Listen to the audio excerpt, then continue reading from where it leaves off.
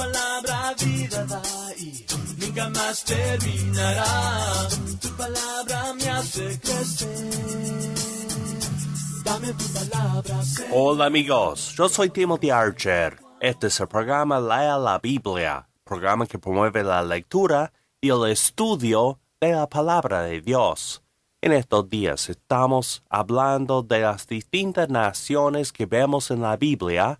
Hoy vamos a ver el Imperio Babilonio, pero antes vamos a hacer una oración. Padre Santo, Dios nuestro, gracias por estos momentos que tenemos para sentarnos con tu palabra y hablar de ella. Pedimos, oh Padre, que nos acompañes en estos estudios y que bendigas a los oyentes de este programa. En el nombre de Jesús. Amén. Desde la Torre de Babel en Génesis hasta el uso del término Babilonia en Apocalipsis, los babilonios dejaron su marca en la historia bíblica. En la era de bronce, los babilonios bajo Hammurabi llegaron a dominar toda la zona del Golfo Pérsico.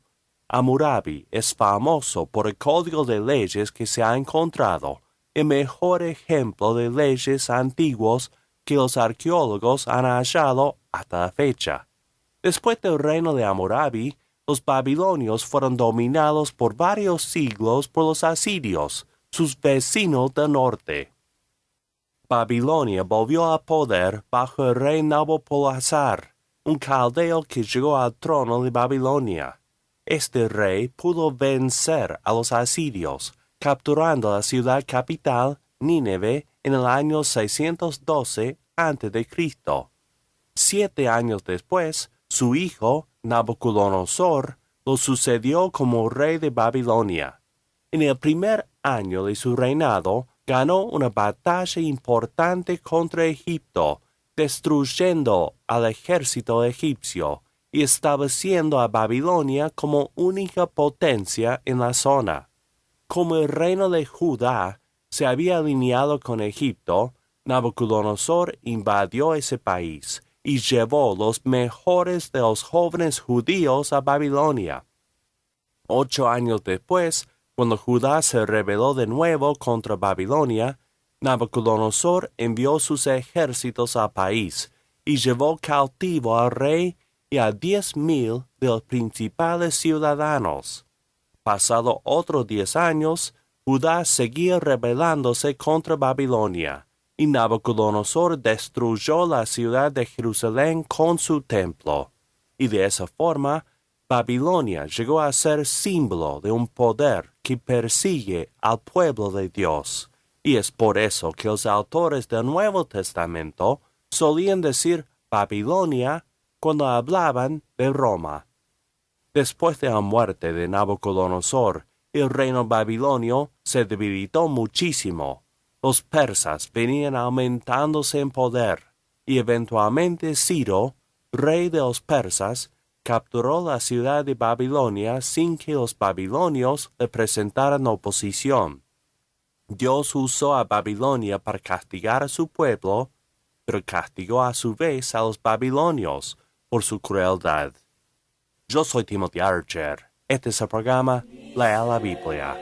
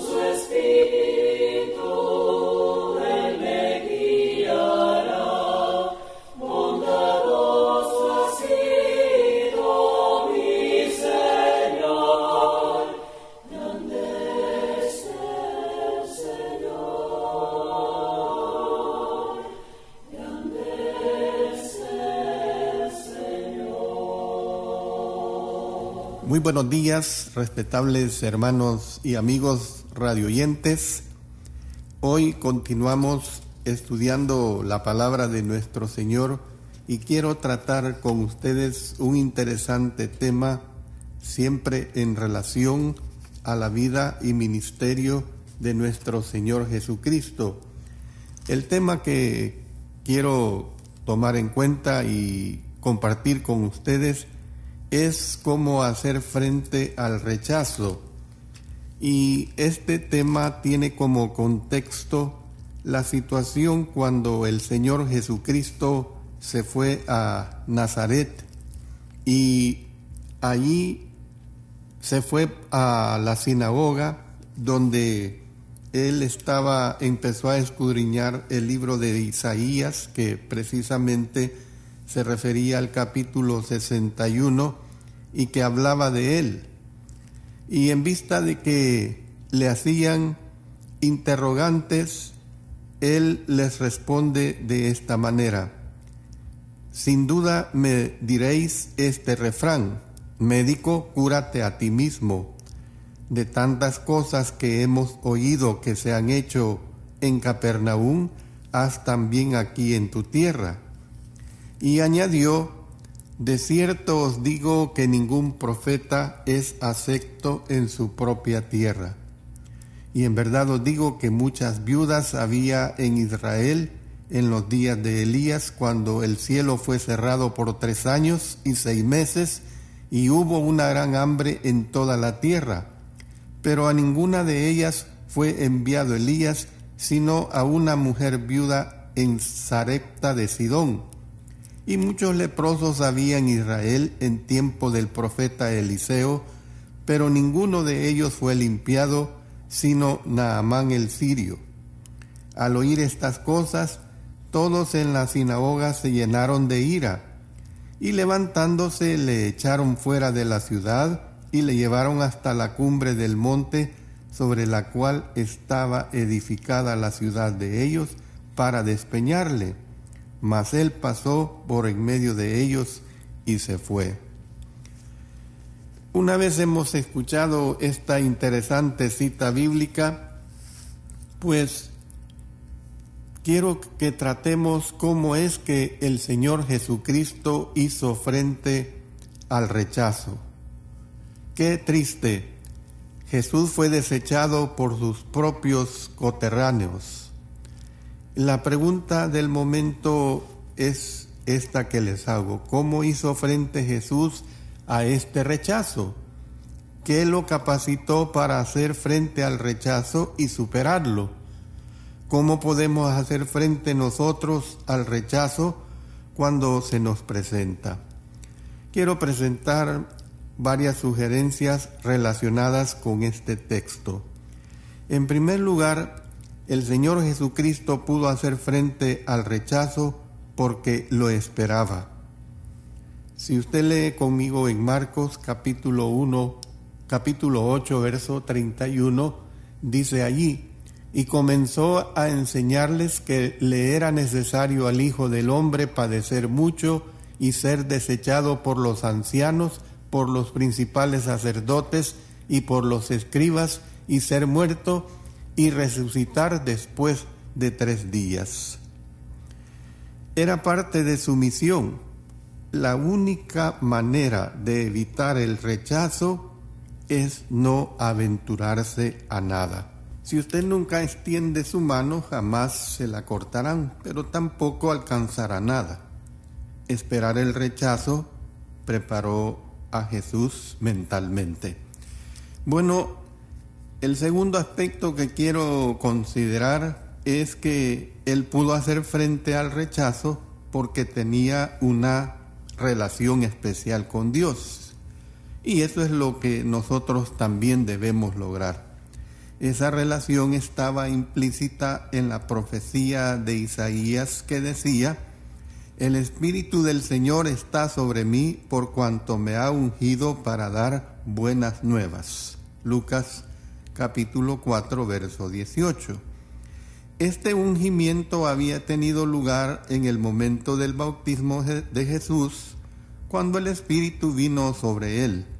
A partir de ese momento, Lucas señala que Jesús estaba siempre lleno del Espíritu Santo.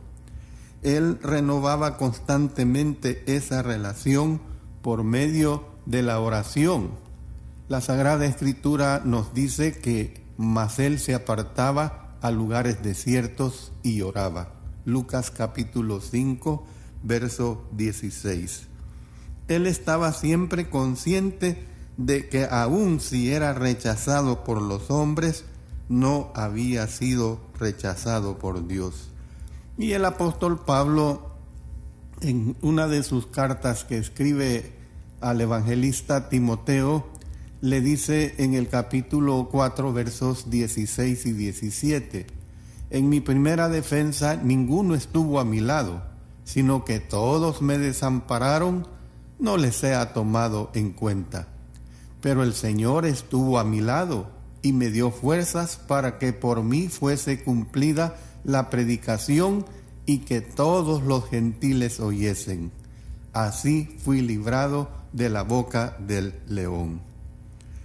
En tercer lugar, él pudo hacer frente al rechazo porque asistía regularmente a los servicios de la sinagoga.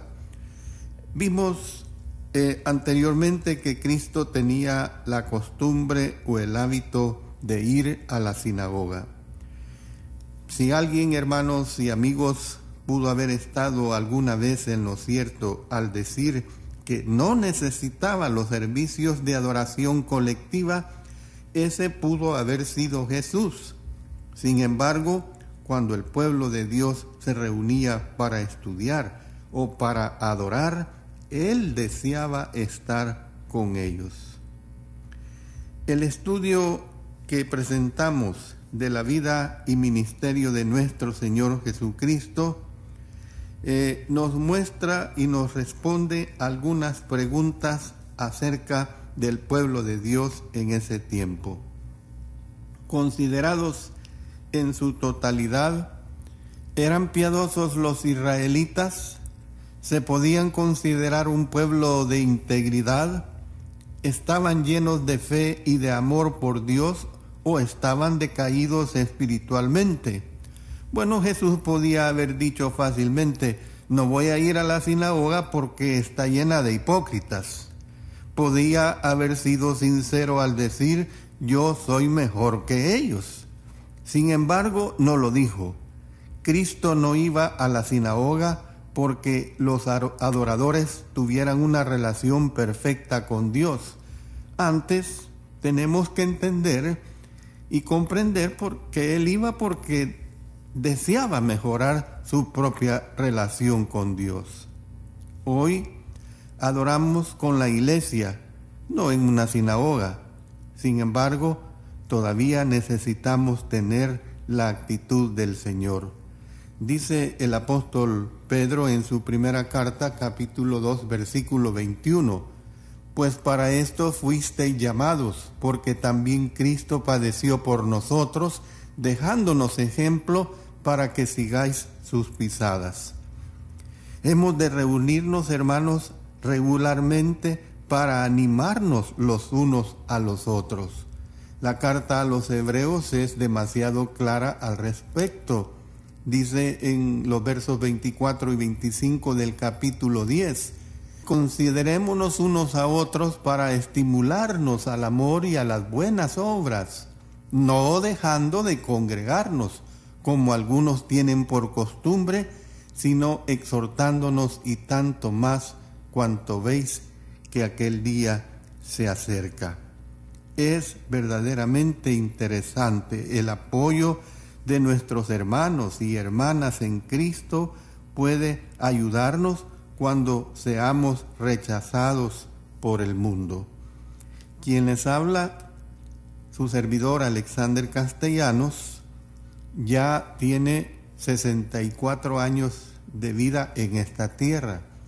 De esos 64 años, ya más de 46 años, desde la edad de 18 años, los he dedicado al servicio de nuestro Señor. Imagínense, más de las 2/3 partes de mi vida han sido dadas al Señor, han sido dadas a la iglesia. Entonces, yo tengo que acudir a mis hermanos, tengo que acudir a la iglesia para ser confortado y para llevar siempre una vida tanto en las alegrías como en los sufrimientos. En cuarto lugar, el Señor Jesucristo, Él pudo hacer frente al rechazo porque conocía las Escrituras. Una vez más, imaginemos enrollando al Señor y desarrollando ese manuscrito, buscando los pasajes que deseaba leer. Tengamos en mente que no eran los libros como son los libros actuales desde hace ya varios siglos que se inventó la imprenta, sino que eran los rollos.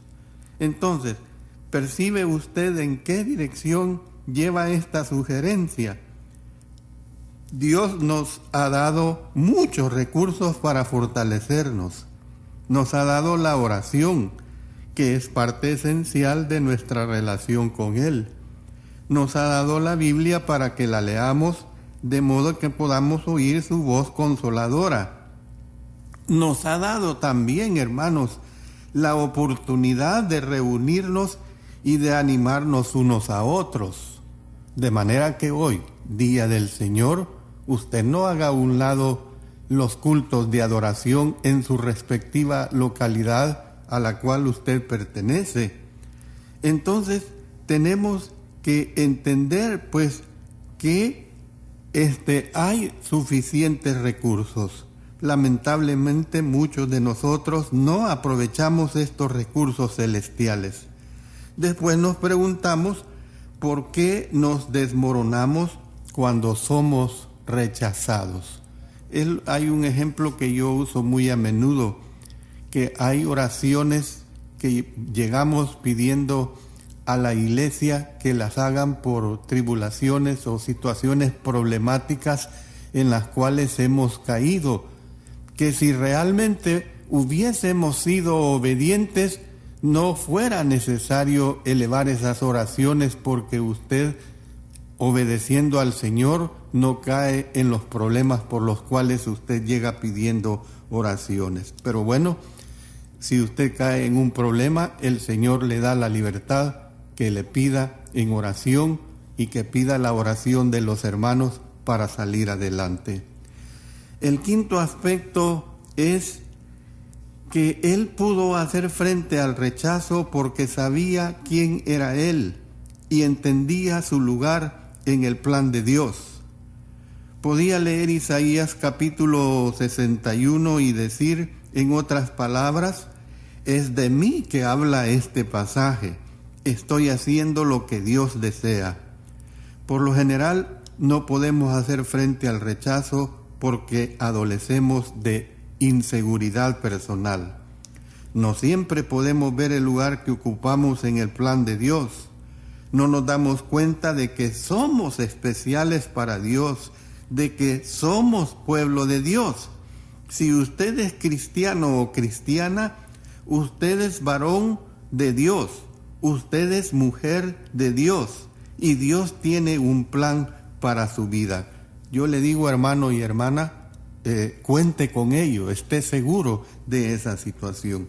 Vamos a hacer una pausa por el momento para escuchar una alabanza y después continuamos hablando acerca de este interesante tema acerca de el rechazo. Con poder y autoridad, con gran gloria y potestad, tú viniste a levantar este reino sin final. Somos pueblo escogido, somos cuerpo del Señor, somos la iglesia de Cristo y queremos serle fiel. Y cantamos alabanzas que con sangre nos compró, proclamamos nuevo pacto en la gracia de la cruz. Y aquí estamos unidos, declarando a una voz, somos la iglesia de Cristo, somos la iglesia de Cristo, somos siervos de Dios.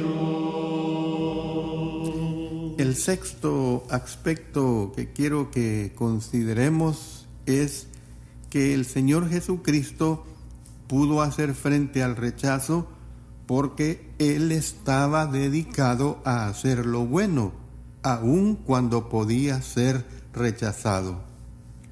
Cuando él habló al pueblo de Nazaret, tuvo que estar consciente de la clara posibilidad de que no recibieran lo que tenía que decir. Pero lo dijo de todos modos. Cuando seamos rechazados, es tranquilizante saber que hemos hecho lo que Dios deseaba.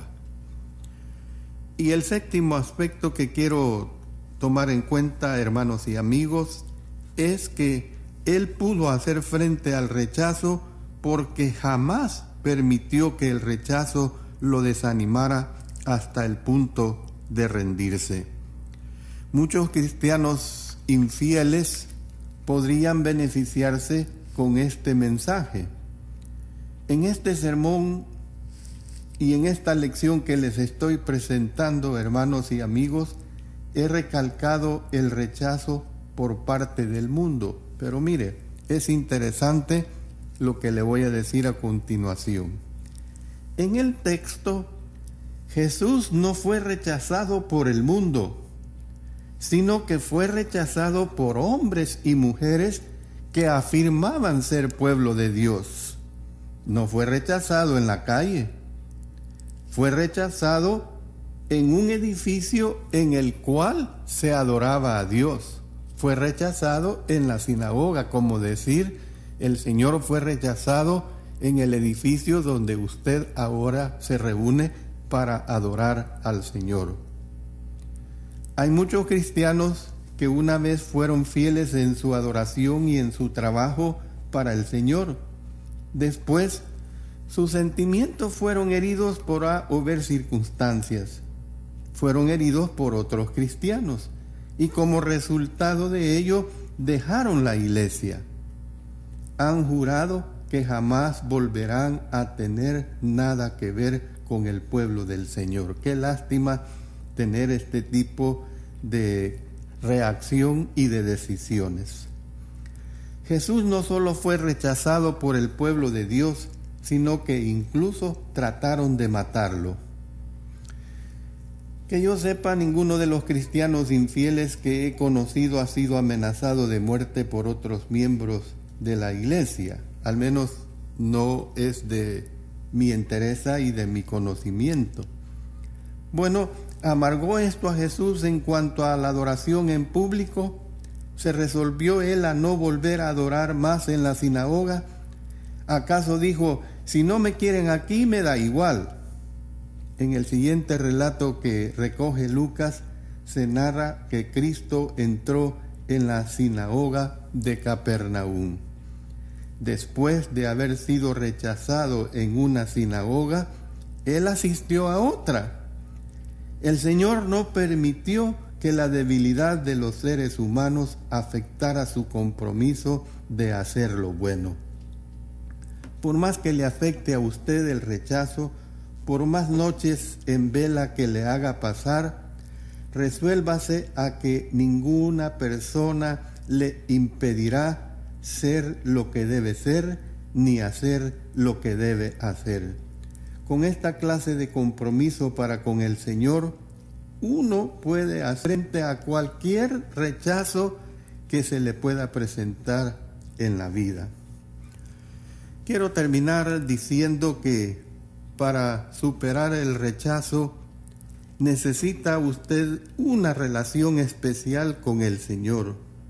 Esa relación comienza en el momento del bautismo, si es que usted no ha sido bautizado en Cristo Jesús. En el momento del bautismo de Jesús, el Espíritu de Dios vino sobre él y Dios lo reconoció como su Hijo. Asimismo, cuando usted es bautizado, Dios envía su Espíritu a su corazón y le llama hijo suyo. Después de haber sido bautizado, debe usted mantener esa relación por medio de ser fiel al Señor. Esta es la única manera de ser lo suficientemente fuerte para hacer frente al rechazo. ¿Ha llegado usted a ser hijo de Dios por la fe y la obediencia? Si usted ya lo es, mi hermano, mi hermana, ha permitido que el rechazo le desanime al punto de que ha llegado a ser infiel o improductivo, el Señor Jesucristo dijo: y no temáis a los que matan el cuerpo, mas el alma no pueden matar. Temed más bien a aquel que puede destruir el alma y el cuerpo en el infierno. Si se me permite usar el pensamiento de Cristo, quiero añadir lo siguiente: y no temáis a los que solamente pueden rechazarte en esta vida. Temed más bien a aquel que puede rechazarte por toda la eternidad. Si necesita usted ser miembro del cuerpo de nuestro Señor Jesucristo, póngase en contacto con nosotros y le vamos a guiar a la obediencia.